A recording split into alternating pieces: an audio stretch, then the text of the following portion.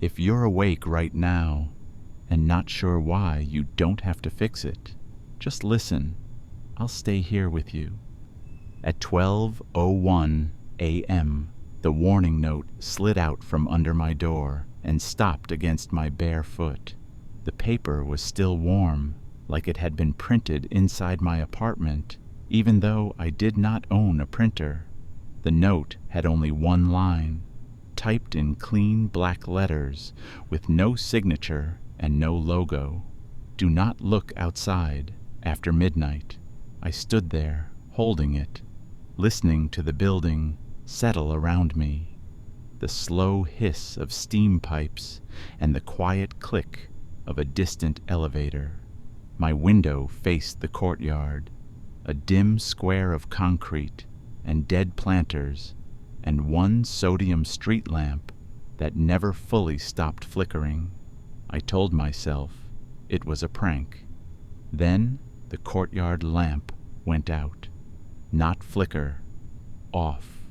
The darkness outside felt like a closed eye. I lived on the 3rd floor of an old brick building that had been renovated just enough to look safe in daylight. At night, it felt like a place built to contain secrets. The hallway carpet held a permanent damp smell, and the air tasted faintly of metal whenever the heat kicked on. My neighbor across the hall kept odd hours, and I could hear her lock turning at times that made no sense. The super never answered after midnight, and the security desk in the lobby turned into a silent booth with the chair always empty. I had moved in because the rent was low and my job was remote, and I told myself I did not need much. That was before the note. After the note, I kept seeing my window in my mind like a mouth I had been told to keep shut. I tried to sleep anyway. The note lay on my nightstand, and the sentence looked darker each time I glanced at it, as if ink could thicken. I set my phone face down so the time would not pull me into the hour. The building made its normal sounds, then slowly changed them. The steam pipes stopped hissing, leaving a quiet so complete it felt staged. The refrigerator hum sounded louder than it should. Then the courtyard lamp flickered back on outside, but dimmer, like it was struggling to illuminate something it did not want to show. I lay still and listened for a voice, a knock, any human sign. None came. At 12:12 a.m., my window glass clicked once, like a fingernail tapping it from the outside. I sat up without thinking and looked toward the curtain line. The curtain was drawn, but there was a narrow gap at the bottom where the fabric did not reach the sill. The lamp outside threw a thin strip of light across the floor. In that strip, a shadow moved across my room. Not my shadow. It stretched from the window inward, long and careful, like an arm reaching. I froze and watched it slide across the rug, then stop near the bed frame. The shadow did not match any shape in the courtyard.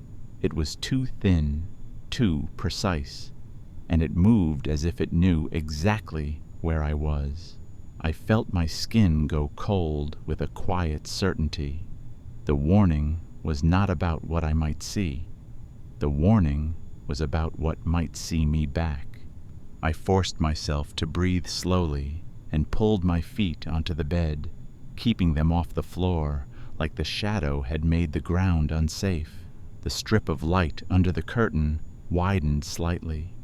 The curtain did not move, but the light changed as if something outside had leaned closer to the glass. The shadow reached farther, then stopped again. Patient, testing. I did not look outside. I kept my eyes on the rug and the shape of darkness against it. The shadow lifted as if it were rising to stand, and my window clicked a second time, softer than the first. Then the courtyard lamp died again. The strip of light vanished. The shadow vanished with it, leaving my room in darkness that felt newly occupied. I lay still, afraid of even blinking too loudly. In the morning, the courtyard looked ordinary. Concrete, a few weak shrubs, a trash bin with a lid that never closed right. The street lamp stood like any other lamp, pale in daylight, harmless. I stood at my window and stared down, trying to find a reason for the shadow that had reached into my room. There were no footprints in the thin dusting of gravel near the planters. There was no ladder, no fire escape near my unit, no nearby roofline. My building's courtyard was an enclosed square, surrounded on all sides by brick walls and windows, a place where sound echoed and secrets carried. I watched a delivery driver cross it at noon and felt nothing, which almost annoyed me. Daylight had a talent for making night feel like a lie. I asked the property manager about the note using careful words, like I was describing a minor maintenance issue. She did not smile. She did not ask what note. She only told me the building had quiet hours, and the courtyard security lights were old. She told me not to tape anything to the windows because it damaged the frames. Then she looked at my face a second longer than necessary and added one more sentence in a smaller voice. If you hear tapping, move away from the glass. Her eyes did not meet mine when she said it. She spoke like someone reading a rule from memory, not inventing it. I went back upstairs with my stomach tight and my key cold in my hand. That evening, I tested the window without looking outside. I checked the latch. Solid. I checked the frame. No gaps, no cracks.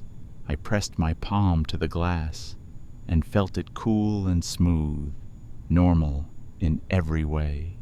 That normality made the note feel heavier because it meant the danger was not structural. It was procedural, something you manage by rules, like contaminated instruments or a patient in isolation. I drew the curtains early, and I placed a chair in front of the window, not as a barrier, but as a reminder. Do not drift. Do not peek. Do not let curiosity turn into habit. I cooked dinner and kept the lights warm and low, pretending I lived in a normal building with normal warnings. At 11:58 p.m., the hallway went quiet in a way that felt deliberate. The elevator stopped running. The distant city noise softened, as if the windows themselves were filtering it out. I stood in my kitchen and listened to the last seconds drain away. When my phone clock flipped to 12 o'clock, the air in my apartment shifted, like pressure dropping before a storm. I heard a soft, sliding sound outside. Not footsteps, more like fabric dragged over concrete. Then the tapping started again. Not on the glass at first, on the window frame, a slow rhythm that moved along the edges, as if something outside was tracing the rectangle and memorizing it. I backed away until my shoulders hit the hallway wall, keeping my eyes off the curtains. The tapping stopped on the frame and started on the glass, one nail at a time, spaced evenly, patient. I did not move. I did not speak.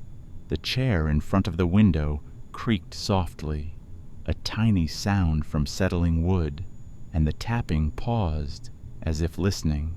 Then the courtyard lamp flickered, and a thin strip of light appeared beneath the curtain again. In that strip, the shadow returned, longer now, closer. It slid across my rug, and stopped at the chair, as if checking whether I had tried to block the view.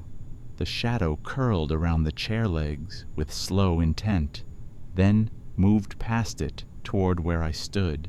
I realized the rule was not a shield. It was a negotiation. If I did not look, it could only reach. If I looked, it might enter fully.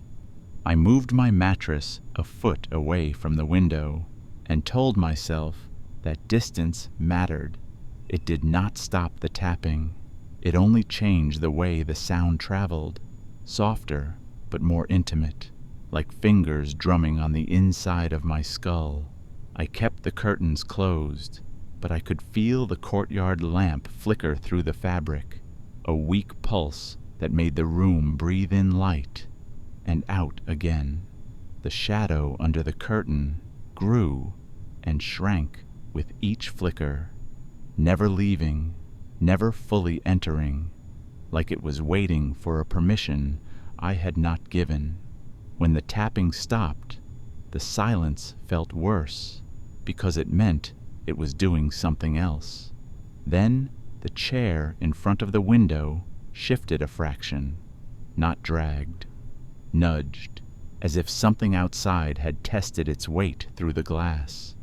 I went to the bathroom and turned on the fan for noise, then stopped and turned it off. Noise felt like invitation. The building was too quiet after midnight, as if every apartment had agreed to hold its breath. I checked the peephole and saw only the dim hallway, carpet dark, emergency exit sign glowing faintly. No movement, no footsteps, yet I could feel a tension like pressure behind my eyes, the sensation you get when someone stands too close behind you. I returned to the living room and sat on the floor with my back against the kitchen cabinet, far from the window. The strip of light under the curtain widened. The curtain did not move. The change came from outside, as if something had leaned closer to the glass and blocked the lamp. The shadow slid farther into the room, stretching across the rug until it reached the base of my cabinet. It stopped there, as if it had met a line it could not cross. I watched the edge of it tremble slightly, not from fear, from effort, like a muscle straining. The air grew colder, and the smell of metal returned, sharp and clean, like blood on coins. The shadow pulsed once, matching the courtyard lamp. Then the lamp died again.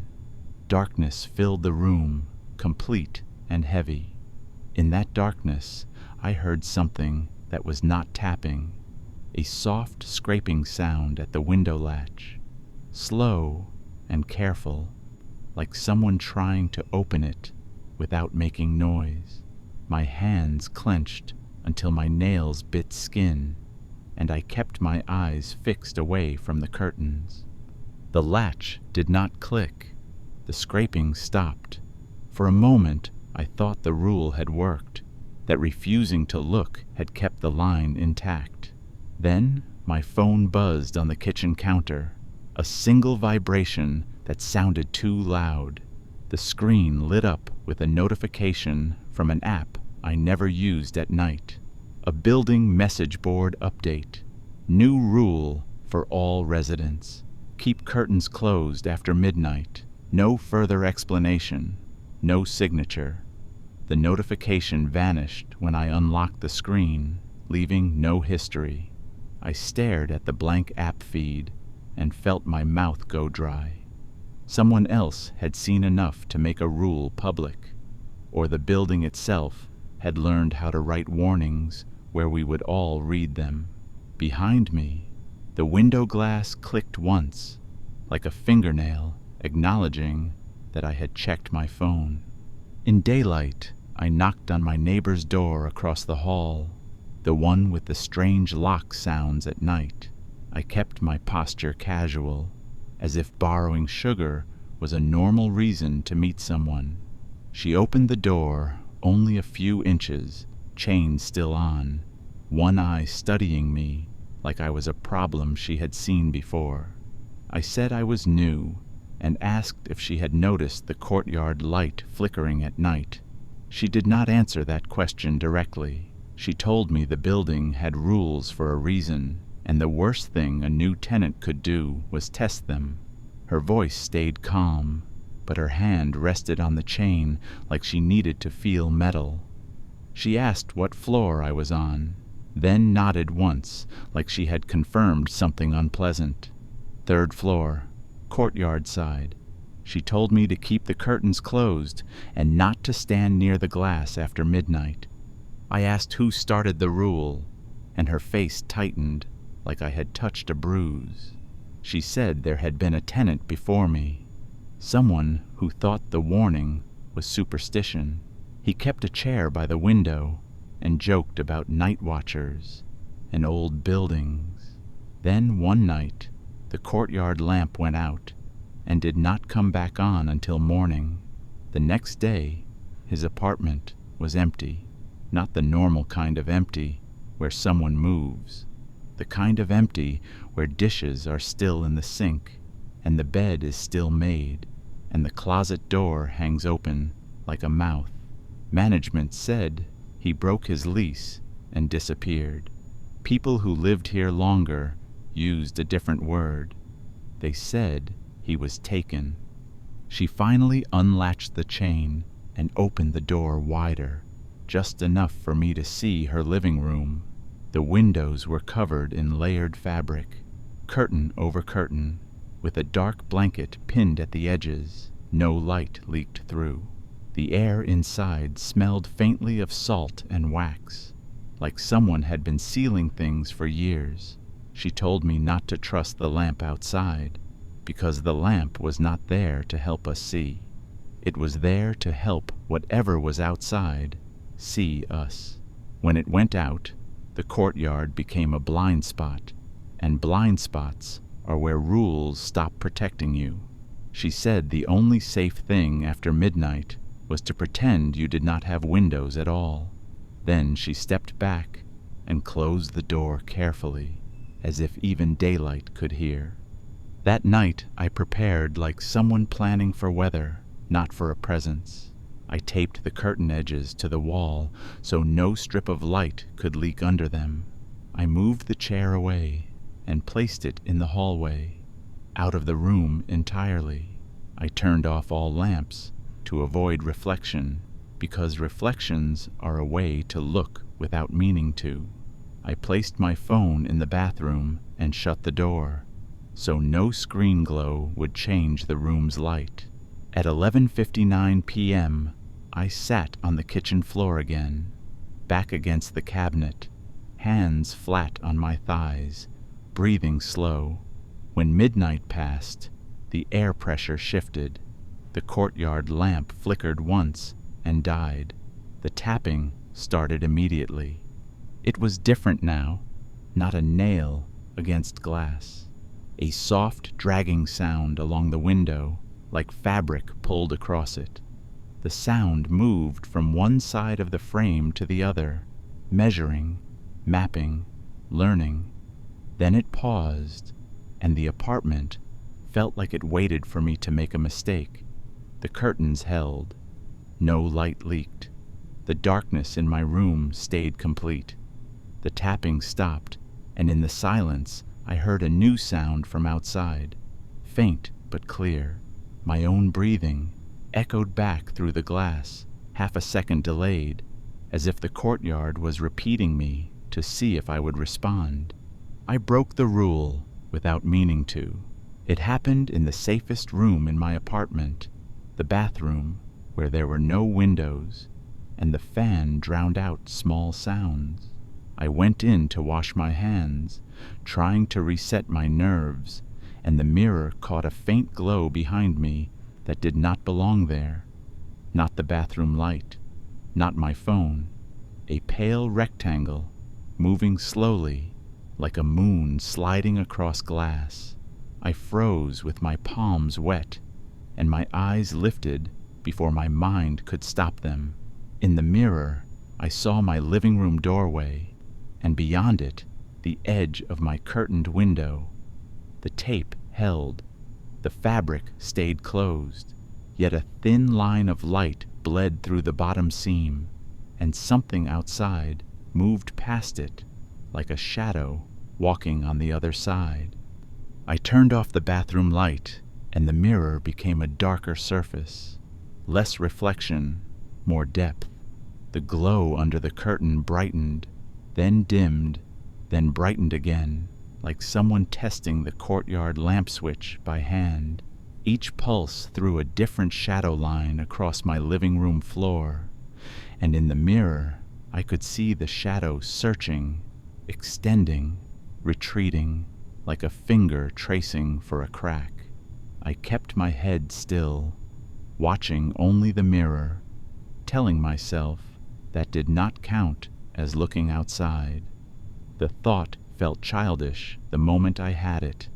The rule was not about my eyes facing the window. It was about recognition.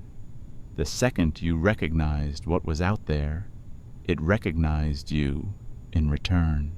My stomach tightened as the shadow stopped and held still, pointed at my bathroom doorway.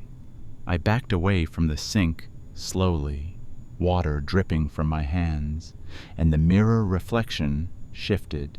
For a fraction of a second, the angle lined up perfectly, and I saw beyond the curtain gap and into the courtyard itself. The lamp was off. The courtyard was not dark the way it should be. It was darker, like light had been removed, not absent. In that darkness stood a shape that did not belong in an enclosed concrete square. It was tall enough to reach my third-floor window if it stretched, and it was too thin to be human, like a spine without ribs. It did not have eyes that I could see, but it had a face shaped like it expected eyes to be there. It stood perfectly still and somehow looked straight at the mirror. The tapping started immediately, hard now, not patient. My window glass rattled in the distance as if struck with an open palm. I flinched, and the mirror caught my own face, pale and wide-eyed, and that was when I realized the worst part. In the mirror, behind my reflection, the tall shape had moved closer without crossing space, as if distance in the courtyard was negotiable. The blank face pressed toward the glass, somewhere outside my sight. The bathroom door clicked softly, not from the latch, from the frame shifting under pressure. I grabbed the towel and shoved it over the mirror, covering the reflection like you cover a wound. The tapping slowed again, calm, as if satisfied it had been seen. In the morning, the building message board app updated again, and this time the text was longer, like someone finally decided to be honest in bureaucratic language. Reminder for all residents. After midnight, keep curtains closed and avoid reflective surfaces facing windows. The word reflective made my throat go dry. They knew how people cheated the rule. They knew mirrors and phone screens and glossy TV panels could become accidental windows. The message ended with a line that felt like a threat disguised as guidance. If you have already looked outside after midnight, do not look again. Report to management for safety instructions. No signature, no office number, only the quiet certainty that someone had tracked my mistake without needing my confession. I went to the lobby during daylight and found the security booth occupied for the first time since I moved in. A man sat behind the glass reading a paper newspaper, old-fashioned and deliberate, like he did not trust screens. I said I needed to speak to management about the midnight notice. He did not ask which notice. He slid a clipboard through the slot with a form already attached. After midnight incident report, the top line asked for unit number. The second line asked for time of exposure. The third line asked for confirmation of direct visual contact. My hands trembled as I held the pen, because the form was not a complaint intake. It was a record, a way to make my mistake official and easier to find. I handed the clipboard back without writing and said I would return later. The security guard watched me too closely as I walked away. Not suspicious, more like he was counting. At the elevator, I noticed a new camera mounted above the lobby doors, angled toward the courtyard side hall. It looked brand new, black plastic still glossy. The building was adapting. It was making sure that if the courtyard went dark again, it would know which windows still held faces behind curtains and which curtains had been pulled aside. The thought made me move faster up the stairs, avoiding the elevator because elevators have mirrors. On my floor, the hallway carpet smelled stronger, damp and metallic, and the air felt colder even at noon. That night, I covered every reflective surface: bathroom mirror with a towel, TV with a blanket, phone inside a drawer. I set a lamp in the hallway so the living room stayed dim but not dark, because darkness makes reflections stronger. At 11:57 p.m., I sat in the kitchen again, eyes down, breathing slow, hands still. When midnight arrived, the courtyard lamp did not flicker off. It stayed on, steady and bright, like the building was trying a new strategy. The tapping did not start. Instead, the light outside began to intensify, not brighter in a normal way, brighter like someone was turning up a spotlight directly at my window. The curtains glowed from behind, fabric turning thin and translucent. The moment the curtain began to glow, I understood the trap. If the light became strong enough, I would see shapes through the fabric without opening it. I would look outside without choosing to. I pressed my palms to the wall beside the window, not touching the curtain, and listened. The courtyard was silent. Then a soft scraping sound began at the window frame, slower than before, like a nail tracing the tape line I had laid down. The curtain glowed brighter, and through it I could make out a tall, vertical shape, too straight, too thin, standing so close it should have been touching the glass. The building did not need me to pull the curtain anymore. It was trying to turn my own barrier into a screen. The curtain kept glowing from behind, as if the courtyard lamp had been aimed at my window like a searchlight. The fabric turned thin, and the tall shape behind it became clearer without ever becoming detailed. A vertical certainty pressed close enough to steal heat through glass. I did not touch the curtain. I turned my head away and stared at the kitchen tile while the light continued to rise. The scraping at the frame moved along the taped edge, slow and deliberate, like a fingertip reading a seam. The building was trying to remove choice from the rule. If I could see through the curtain, then I could be counted as looking outside, even with my hands clean. My throat felt tight from holding my breath too long, and I realized I was waiting for a sound that would tell me it was satisfied. Nothing came. The light stayed steady, patient, as if it could hold this pressure all night. I backed down the hallway with my eyes low and shut myself in the bathroom, towel over the mirror, fan off, phone hidden. The apartment felt like it had only one vulnerable organ, and that organ was glass. I sat on the floor and counted seconds by the drip of the sink faucet, forcing my mind into small mechanical rhythm. Then I heard it again, not tapping, not scraping, a soft sound like fabric sliding across concrete, close enough that my skin reacted before my brain could place it.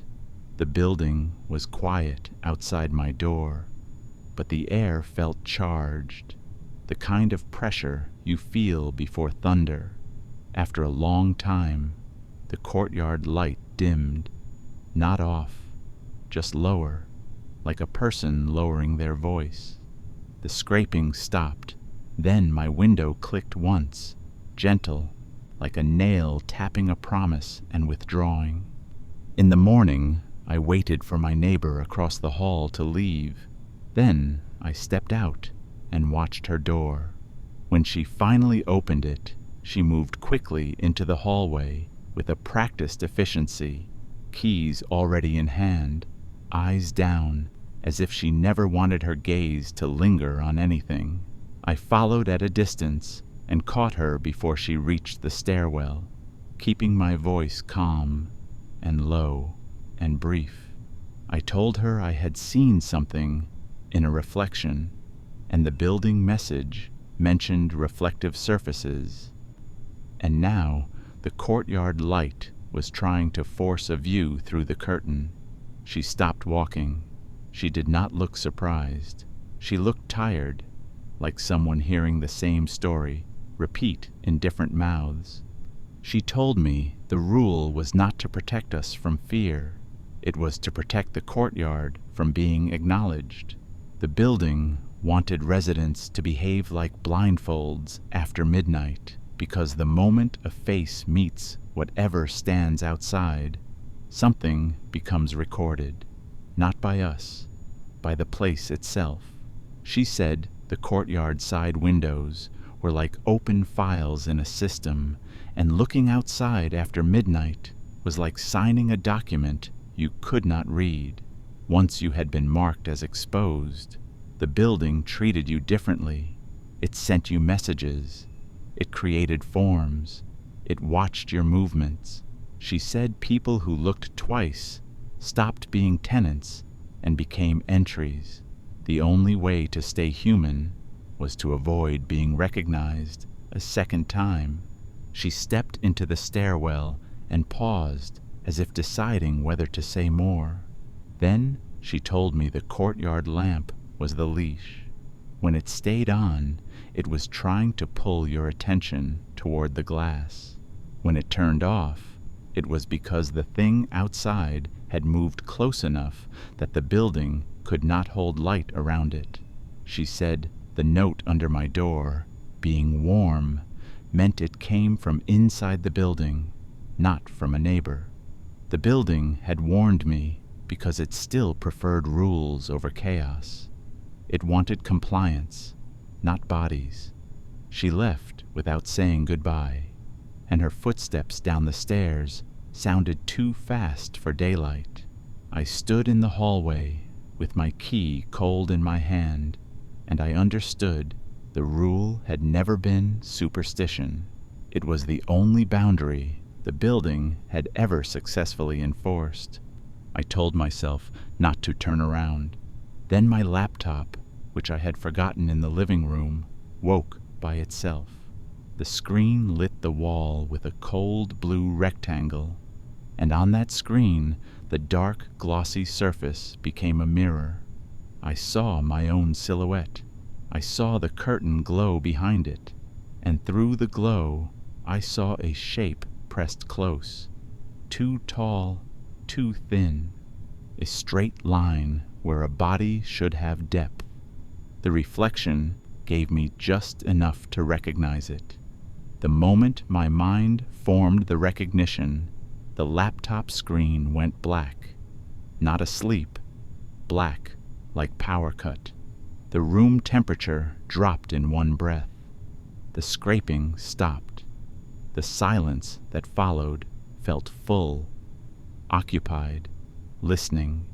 The tapping began inside the apartment, not on the window, on my bedroom door, from the hallway side, a slow, even rhythm, like someone knocking without wanting to be answered. I stayed still and listened. The knocking moved from my bedroom door to the bathroom door, then to the closet, testing each barrier like fingers learning a lock. It stopped at the front door. The deadbolt turned once, not fully, a partial rotation that proved the mechanism could move. I did not approach it. I stood in the kitchen with my eyes down and felt my pulse jump like a guilty signal. Then my phone buzzed inside the drawer where I had hidden it, a single vibration like a lure.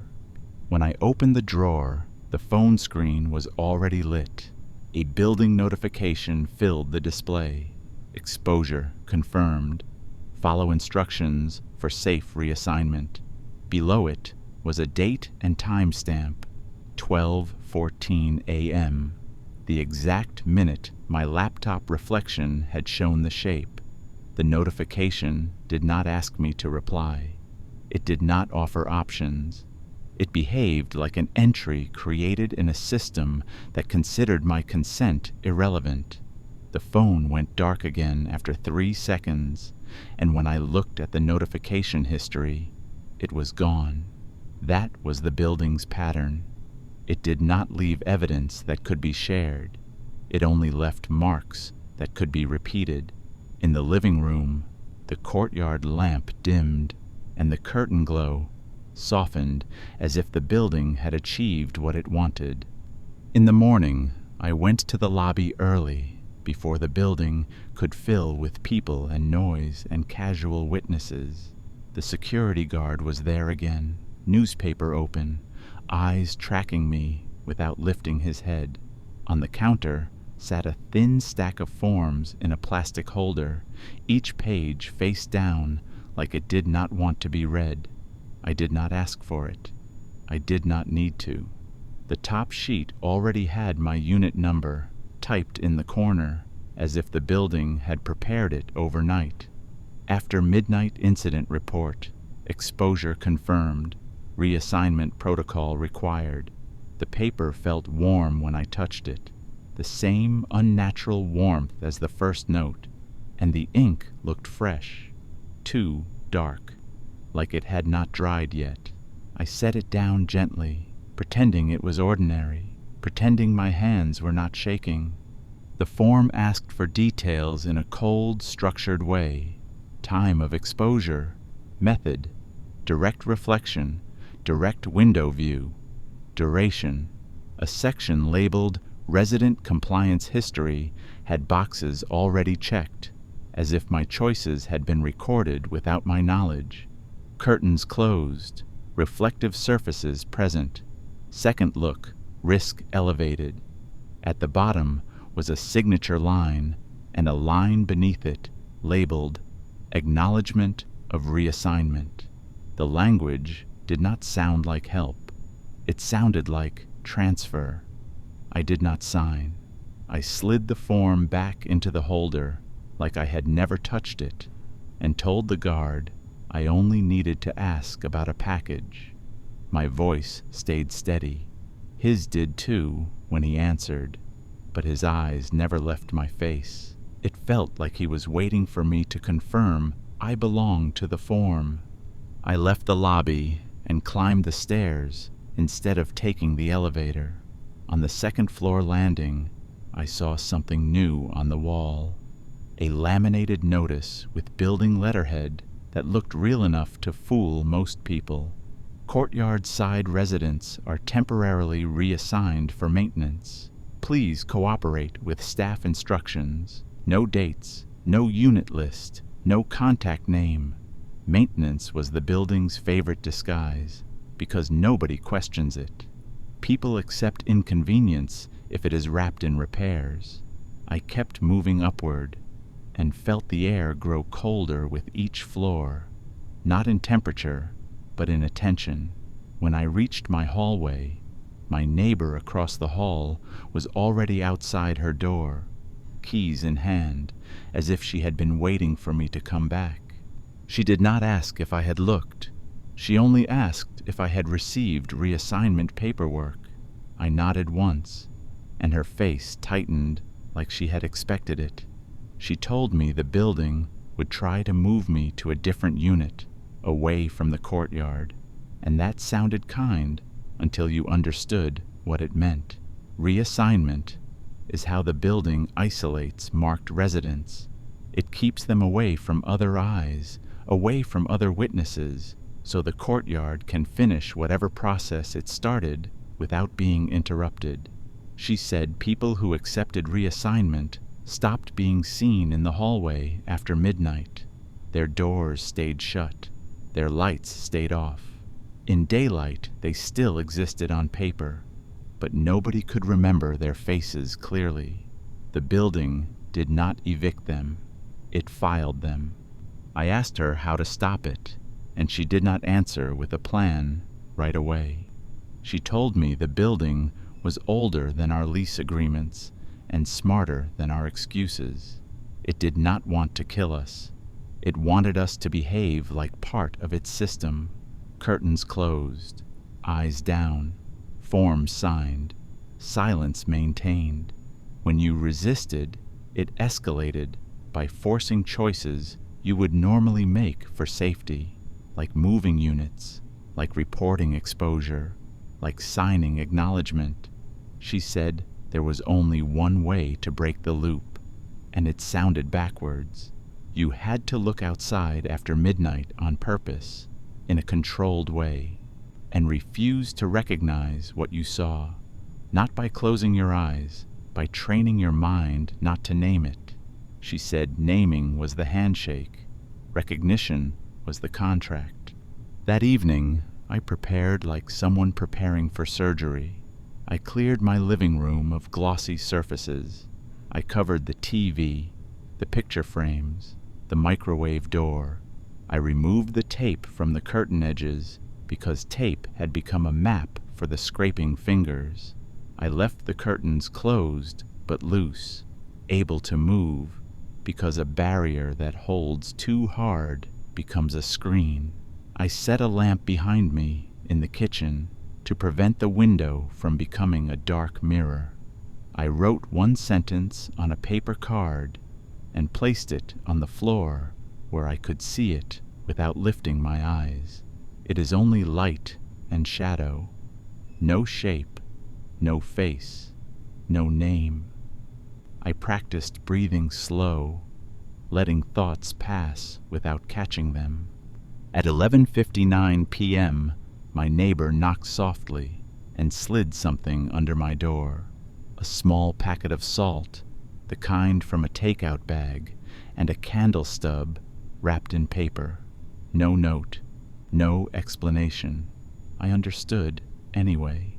She was giving me ritual tools without speaking the ritual out loud, the way people pass contraband in a place with cameras. I set the salt packet on the windowsill without looking outside. I placed the candle on the floor near the kitchen cabinet and lit it. The flame was small and steady, a warm point that made the rest of the room feel less like a stage. When midnight arrived, the courtyard lamp did not flicker off. It brightened slowly again, controlled and patient, as if it expected me to react. The glow soaked through the curtains, turning them into thin skin. I stood with my back against the kitchen wall, eyes level, not lifted, not lowered, trying to keep my gaze neutral, like an empty camera. The tapping began at the window frame, then stopped. Then the scraping started, slower than before. The scraping moved along the bottom seam of the curtain this time, not the tape line, as if it had adapted. The curtain lifted a fraction from the outside, and a narrow triangle of courtyard darkness appeared beneath it. I did not lean forward. I did not widen the gap. I let the gap exist without chasing it. I watched the triangle the way you watch a stain spread, with detached attention. In the triangle, I saw movement, not a body, a distortion like heat shimmer in cold air. My mind tried to turn it into a shape, and I pushed back by repeating my sentence silently. Only light and shadow. The distortion slid closer to the glass. The courtyard lamp brightened as if to help me define it, to force my brain to complete the outline.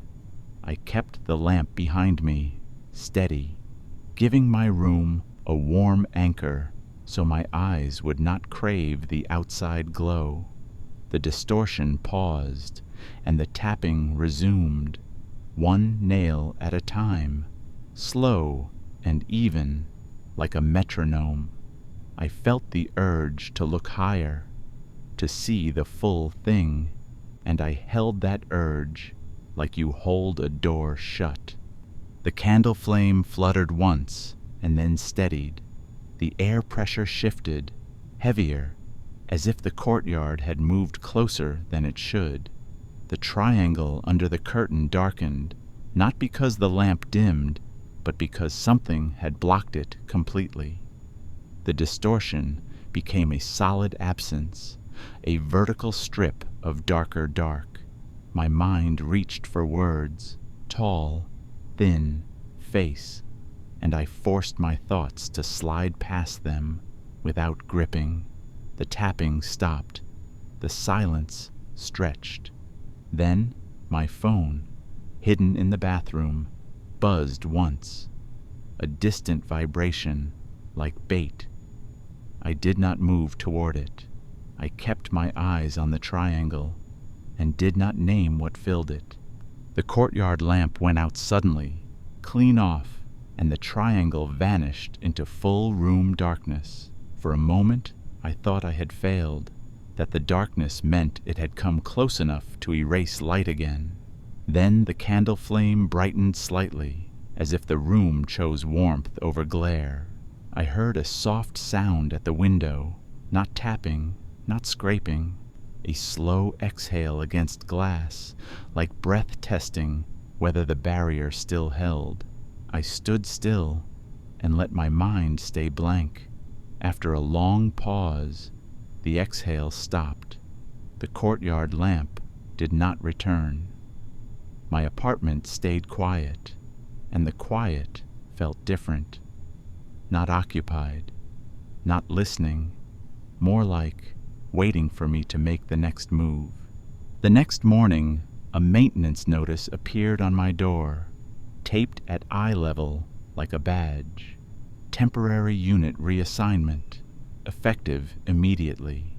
The paper had the building letterhead and a barcode at the bottom, like it belonged in a system that could scan residents the way it scanned packages. My unit number was printed. A new unit number was printed beneath it. An interior apartment on the first floor. No courtyard view. On a normal day, that would have sounded like relief. In my stomach, it landed like a trap closing. The building was not offering safety. It was separating a marked file from the window that created it. The way you move a damaged record into archive so it can be processed without attention. I carried the notice to the lobby and placed it on the counter in front of the security guard. He did not look surprised. He pulled out a second form from beneath the desk, already prepared, and slid it toward me without a word. Acknowledgement of reassignment. A signature line. A checkbox labeled Resident confirms exposure, event resolved. The boxes above it were already checked. Resident notified. Resident complies. Resident relocated. The building had written the story and left my signature as the final stamp. I did not pick up the pen. I asked for a copy of the reassignment policy instead. The guard tapped a laminated page on the wall and said it was standard procedure. His voice was calm, but his eyes stayed on my hands like he was waiting for them to become predictable. I walked away without signing and returned upstairs. My neighbor across the hall stood near her door, arms folded, as if she had heard the elevator cables move and knew exactly what the lobby had offered me. She did not tell me to fight. She told me not to let the building pick the moment. If you move, move on your own schedule. If you stay, stay without signing anything. She said signatures were the way the building made residents part of its internal records. Once you signed, it could reference you later. It could call your name through notifications. It could mark you as present even when you were asleep. She said the only safe resistance was quiet resistance, the kind that leaves no clean proof of refusal. Her door closed again, and the hallway air felt colder after it, as if the building had heard every word anyway. That night, I stayed in my unit and did not look outside. I did not attempt a controlled look either. I did nothing. I treated midnight like a line on the floor I refused to step over. The courtyard lamp stayed off and did not return. There was no tapping, no scraping, no glow through fabric. My phone did not buzz. The absence felt like a bruise that had stopped throbbing, not healed, just quiet. At 3 a.m., I woke naturally and listened. The building made normal sounds again. Steam pipes hissed. A distant elevator ran. Somewhere, a door closed with ordinary care. The silence of the previous nights had been deliberate. This quiet felt like retreat. In the morning, my message board app showed no new rules, no reminders, no warnings about reflective surfaces. The lobby desk had no new forms with my unit number typed on them. I should have felt relief. Instead, I felt suspicion. The building had not given up. It had simply paused the pressure long enough to see whether I would relax and slip into the behavior it wanted. If midnight could be quiet, then the rule could feel optional. And optional rules are easier to break by accident. I kept my curtains closed anyway. I kept my eyes off the glass. I told myself I had earned one silent night by refusing to recognize the shape. Then, just before noon, the courtyard lamp outside flickered once in broad daylight, and that single flicker felt like a smile.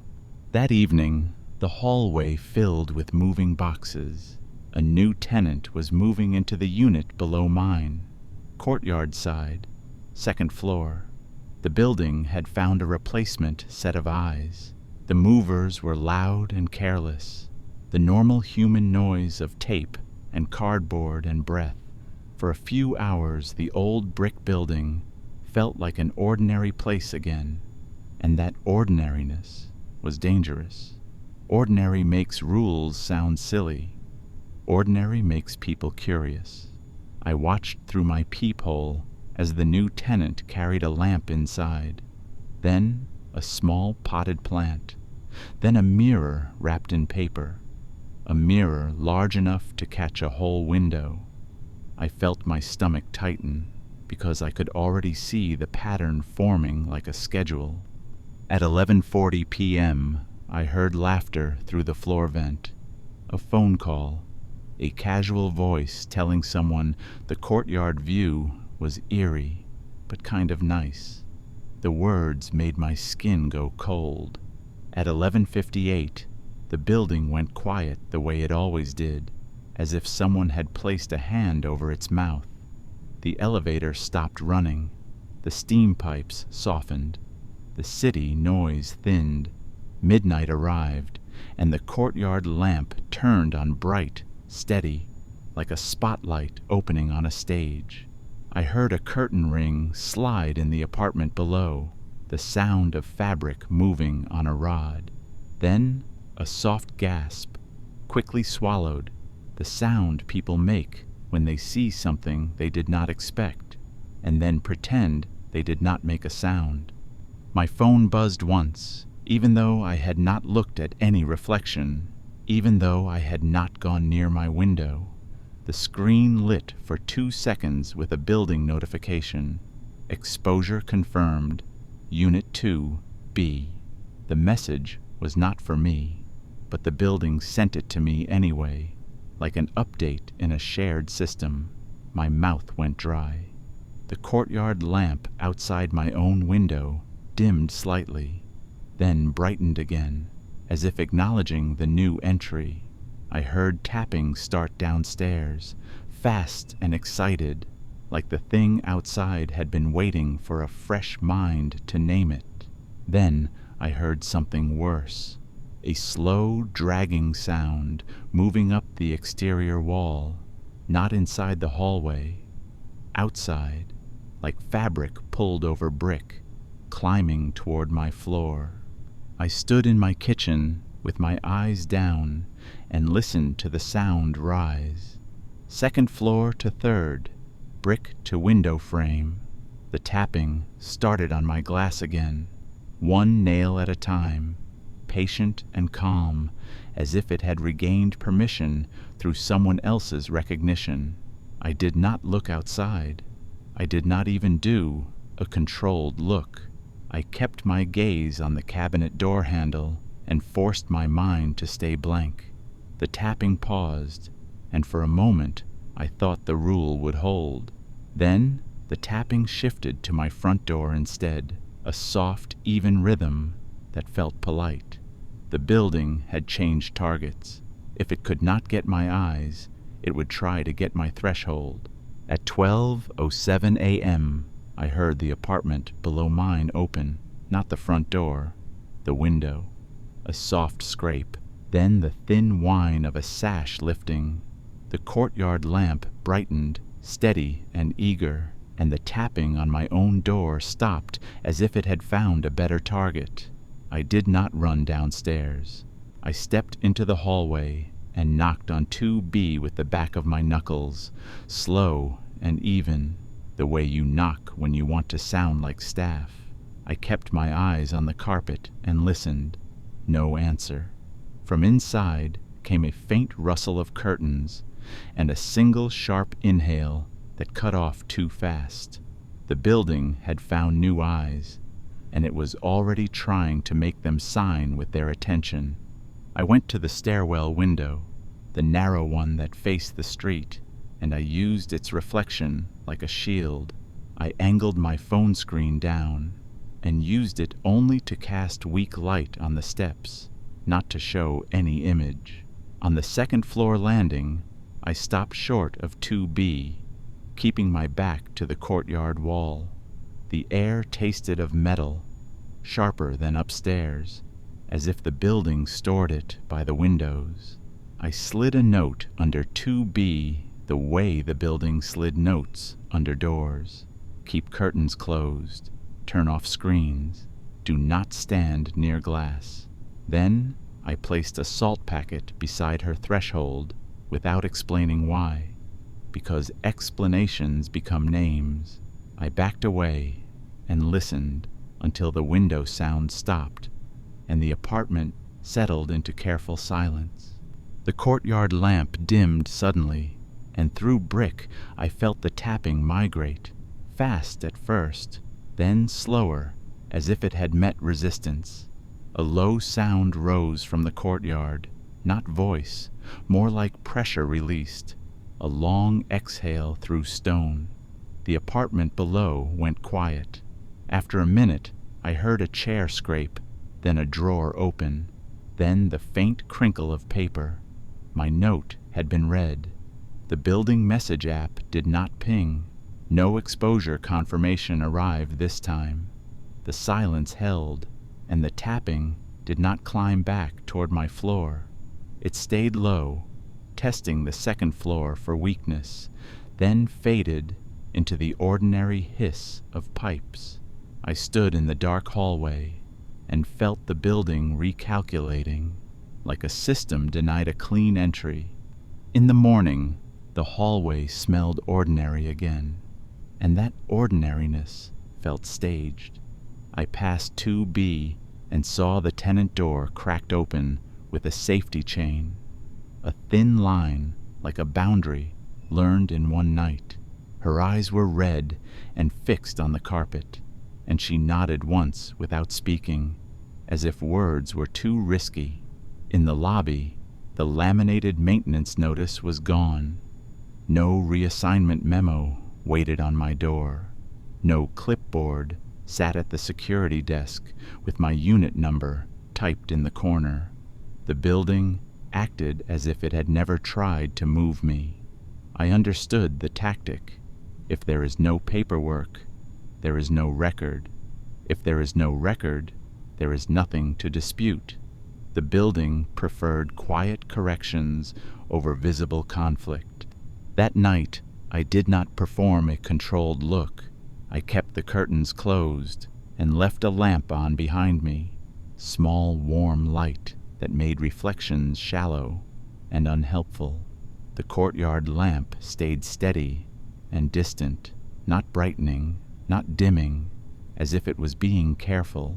At 12:13 a.m., my phone buzzed once, not a building alert, just an empty vibration. And when I checked later, there was nothing in history. I took that as warning, not error. The building had learned restraint. It could not pull my eyes with tapping, so it tried to pull my attention with absence, with subtle cues that made me wonder if the rules still mattered. I sat with my back to the living room and let the minutes pass like water. 2 weeks later, a new rule appeared on the message board app, short and clean, like the first note under my door. After midnight, keep curtains closed. Avoid reflective surfaces. Residents who comply will not be reassigned. I read it once and felt the cold of recognition, because compliance had become a benefit, like a discount for silence. That night, the courtyard lamp flickered at 12:01 and went steady. No tapping, no scraping. The building was calm, the way an animal is calm after it has learned your habits. At 3 a.m., a note slid under my door and stopped against my foot, still warm, like it had been printed inside my apartment. It had one line: "Do not look outside after midnight." Under it, a second line appeared as if typed later: "Do not let anyone else but look either." I tried to live like the rule was just another building habit, like taking out trash on the right day, or keeping music low after 10.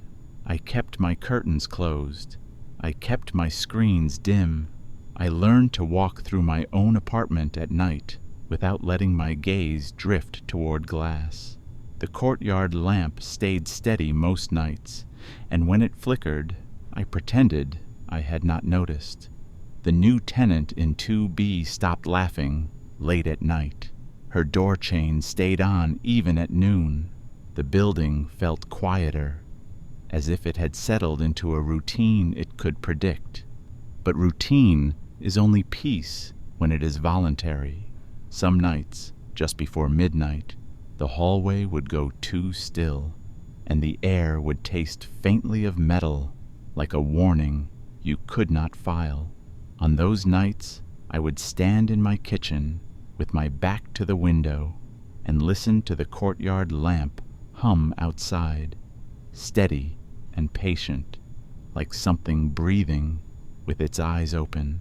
And I would remember the warm paper under my door, the way rules arrive when the building decides you are responsible.